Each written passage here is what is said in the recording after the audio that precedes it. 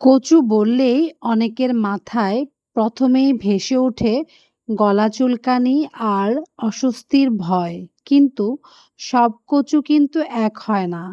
আজ যে কচুর গল্প বলছি একদম অন্যরকম মিষ্টি আর লক্ষ্মী কচু। দেখতেই পাচ্ছেন প্রথমে কত বড় বড় করে ডালগুলো কেটে নেওয়া হলো।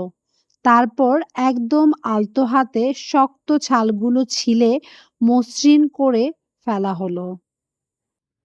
একটা গল্প বলি শুনো। ছোটবেলায় এক রকম কচু খেয়ে গলা ধরে এমন অবস্থা হতো যে কথা বলাই বন্ধ। সেই নিয়ে কত হাসাহাসি আর কত স্মৃতি। অনেকে ভয় পান কচু আবার ঝোল করে রান্না করা যায় নাকি। কিন্তু এই বিশেষ কচুটা এতটাই কোমল যে একটুকু গলা ধরে না।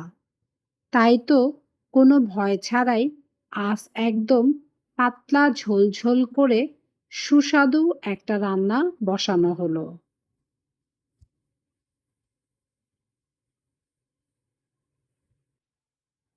এবার কিন্তু কচু কাটাকাটির পালা। ছিলে নেওয়া ডালগুলোকে সমান মাপে ছোট ছোট টুকরো করে কেটে পানিতে ভাসিয়ে ধুয়ে নেওয়া হচ্ছে।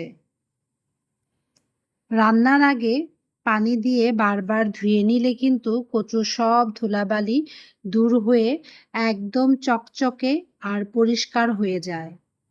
তবে রান্নাটা স্পেশাল করার আসল গোপন রহস্য কিন্তু অন্য জায়গায়।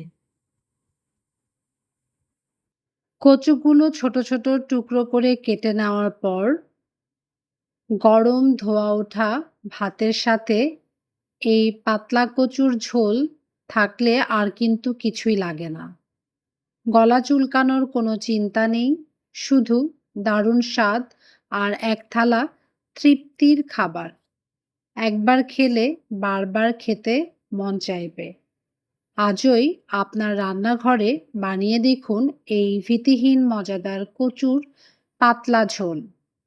তো প্রসেসিংগুলা একটু সময় সাপেক্ষ হলেও রান্না করে খাওয়ার পরে কিন্তু কষ্টটা উসুল।